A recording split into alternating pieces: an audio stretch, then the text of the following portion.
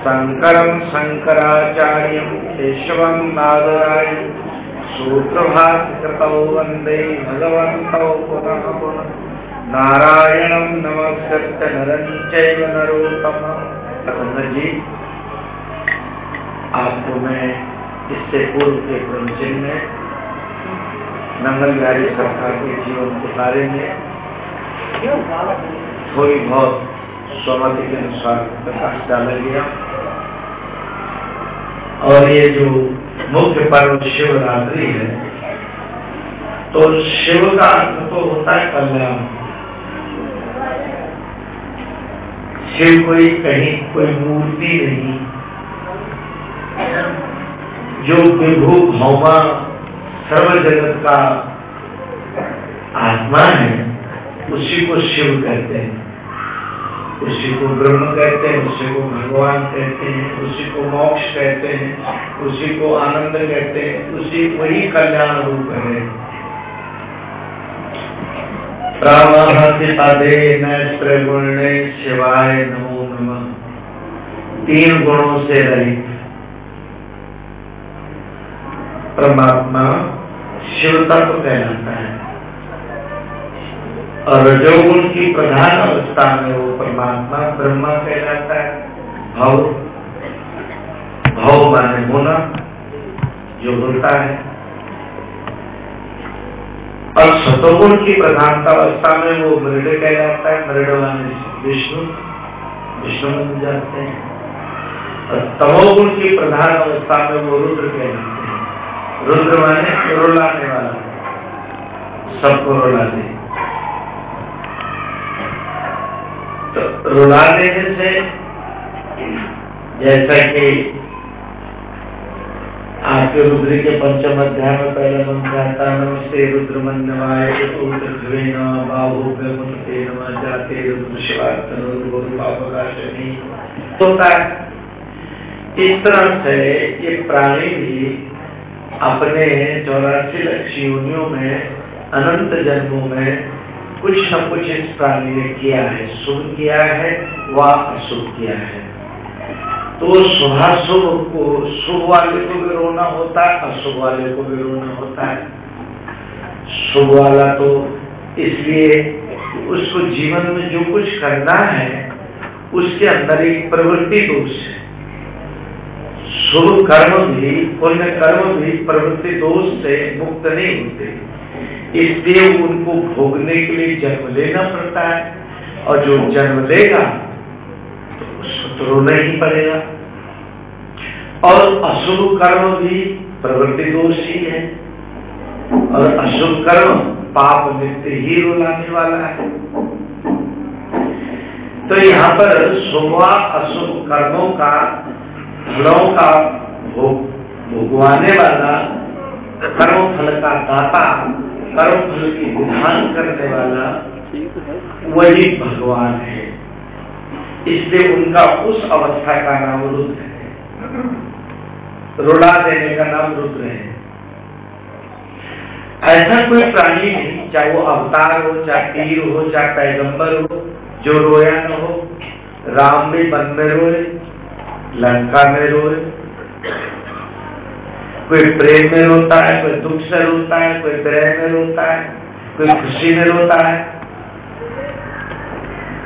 यह एक भाव है इस सृष्टि में।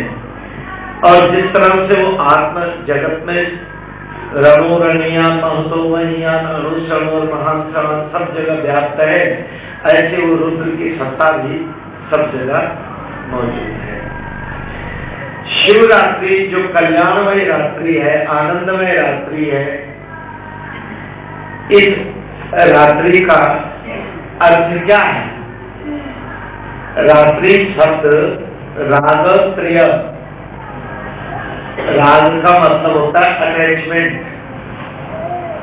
3 प्रकार की अटैचमेंट रात्रि काल में होती है। एक तो आदमी अपनी सुषुप्ति से स्वप्नावस्था में जाने के लिए प्रमाद से उसका संबंध होता है, आलस्य थकावट से।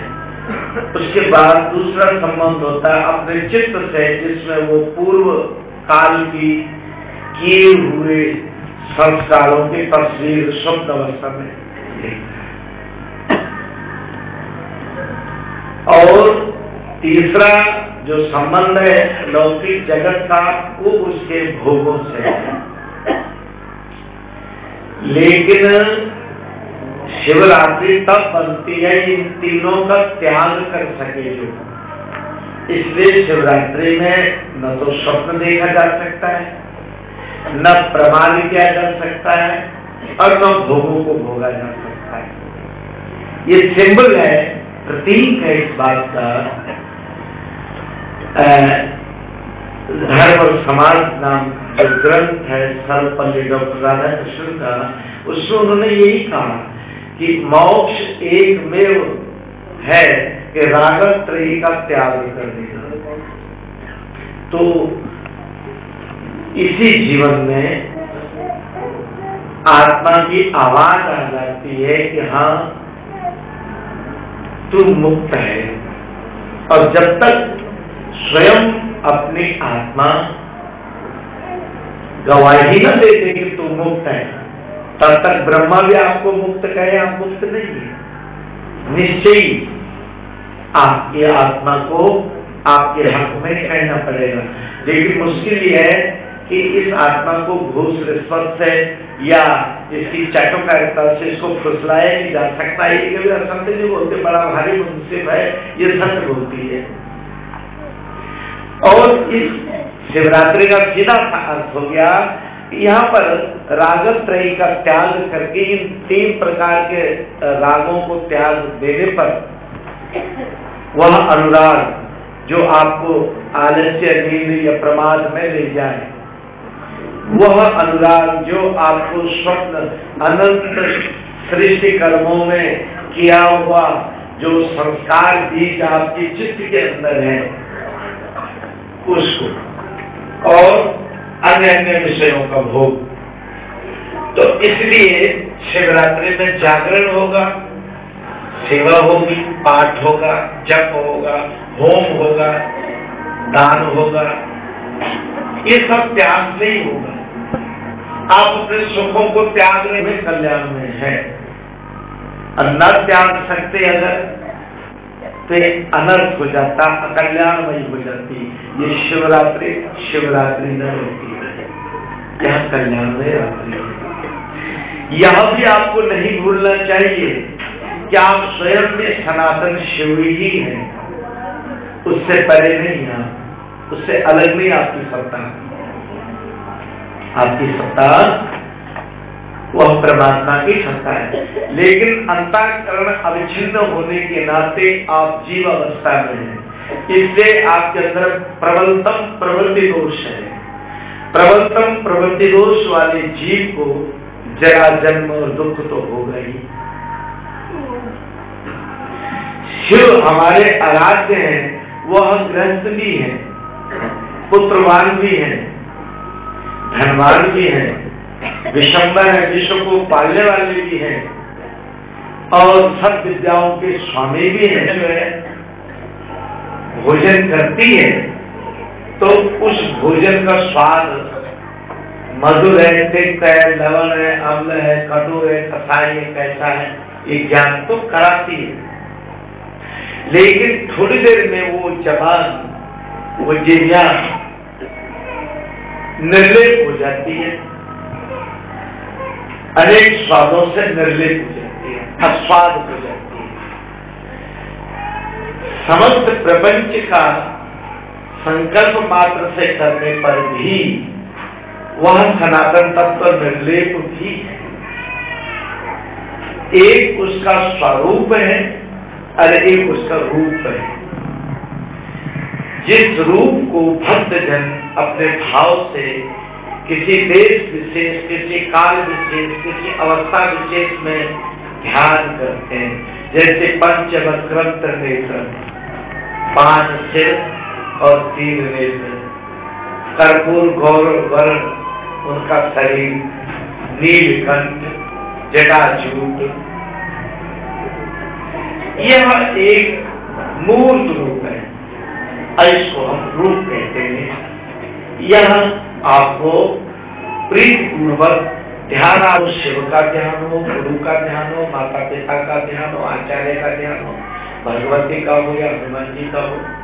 अगर आप रूप का ध्यान करते हैं तो कृपया इतना और ध्यान रखिएगा कि नित्य चैतन्य ध्यान करेगा, जीता जागता ध्यान करेगा, जड़ ध्यान न करें। जड़ ध्यान में आपका मन एकाग्र तो हो जाएगा, लेकिन एकाग्र होता है, चंचल नहीं होता, लेकिन वो ज्ञान तो नहीं हुआ उसको। मन का विकास करने का मतलब मन को जीरो करके पत्थर बना देना नहीं। मन का विकास का मतलब है सोल एवोल्यूशन, मन का चैतन्य विकास हो जाना। और जितना इसका प्रकाश तीव्रतम तेज होगा, ये मन जितना बलवान और शुद्ध बुद्ध होगा, उतना ही आपको ये तीव्र गति से आनंदमय लोक के लिए ले जाएगा।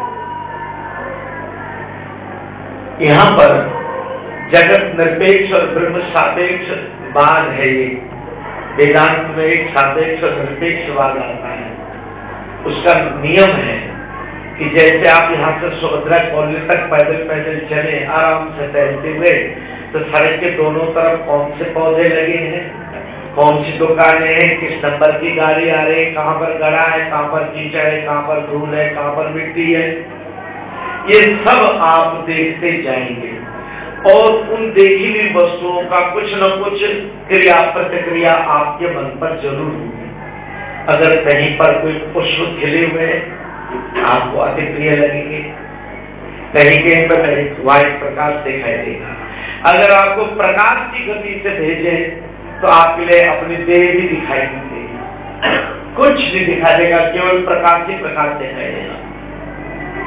बस जगत सापेक्ष जब तक मन है, तब तक जगत में जो कुछ भी घट रहा है, प्रवृत्ति दोष होने के कारण वो घटना से आप अछूते नहीं रह सकते। क्या गृहस्थ हो चाहे महात्मा, इतना विकसित हो चुका है कि वो ब्रह्म सापेक्ष है और जगत निरपेक्ष हो गया उसका मन। पलक हिला रहे, आपको देख के करुणा दृष्टि से, दया दृष्टि से, वात्सल्य दृष्टि से, भाव दृष्टि से आपको देख रहे हैं, आपको आशीर्वाद दे रहे हैं, आपको समझा रहे हैं। बिल्कुल जो भी इष्ट का ध्यान करो उसको चैतन्य रूप में करो। और चैतन्य होने के नाते जिसका आप ध्यान कर रहे हैं उसकी प्रभुता विभुता आप में जरूर आएगी। अगर जड़ मूर्ति का ध्यान करोगे तो मन तो एकाग्र होगा, लेकिन गुण का विकास नहीं होगा। ये इसमें बोलो तो क्या पता लगता है उसका।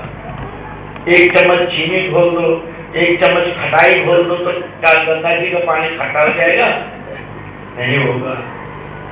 तो स्वरूप में यही बात है, जब तक आप अपने को एक व्यक्ति विशेष, नारी या पुरुष विशेष, किसी जाति विशेष का मान रहे हैं, तब तक आप में कुछ कोई भी दोष घुल मिल सकता है और आपको दूषित कर सकता है। लेकिन अगर आप स्वरूप में प्रवेश कर जाएं, जो विभु है, व्यापक है, सर्वज्ञ है, उसमें प्रवेश कर जाएं, तो आप पर कोई चीज असर नहीं करती। तो शिव तत्व जो है वो स्वरूप सिद्ध है। एक देवदारू की ध्रुव वेदिका पर बैठे हुए हैं, कोई कुटुंब नहीं, कोई परिवार नहीं, कोई वस्त्र नहीं, कोई भाड़ा नहीं, कोई बर्तन नहीं, कोई खेत नहीं, कोई खलियान नहीं, कोई नौकर नहीं, कोई चाकर नहीं, कोई भंडारण नहीं, कुछ नहीं, अगृहस्थ है। ब्रह्मा जी ने कहा कि ये देवता लोग बड़े ठाट-बाट से रहते, जरा इनकी संपत्ति का ब्यौरा बना दो। जैसे मिनिस्टरों का आजकल संपत्ति का ब्यौरा बनता है, तो यहाँ पर थोड़ी बहुत जो कोठी जमीनें दिखाई देती है, कारखाना ये तो पकड़ में आ जाता है, लेकिन जो स्विट्जरलैंड के बैंक में, कनाडा के बैंकों में जमा हो, कहाँ से पकड़ में आ गया? लेकिन शंकर भगवान का तो ऐसा कोई बैंक था नहीं, महावीर इधर बेचारे का जो कुछ था सब ठीक था। इंद्र के घर वहां आए, शंकर जी की संपत्ति की लिस्ट बनाने लगे। तो उनके घर में महोक्ष खटवान्नम परसुरजिनम भस्मफणिनम, एक बूढ़ा बैल, महोक्ष बैल, उसका भी एक सींग टूटा हुआ, एक टूटा हुआ खटिया का पहिया, थोड़ी सी भस्मी, थोड़ी विषैले बिच्छू और नाग, एक गजासुर का चमड़ा, एक त्रिशूल, एक शंख, एक डमरू। तो यही बाबा की संपत्ति थी। और जब ब्रह्मा जी लिस्ट गई तो कहा ये आगे किलाई कोई संपत्ति है? बोले वो तो इसी को अपनी धरोहर संपत्ति मानते हैं। तो जब पड़ गया तो अब जो है कि पार्वती जी हंस पड़ी, और जब पार्वती हंसे तो नांदी हंसे, श्रृंगी हंसे, भृंगी हंसे, कैलाश हंस पड़ा। देवताओं ने सोचा यह देवात्मा हिमालय हंस रहा है क्यों? सारे मरुदगण, पितृगण, नाग, नर से कहने लगे ये सबसे बड़ा विश्व का जेवर है, आज तक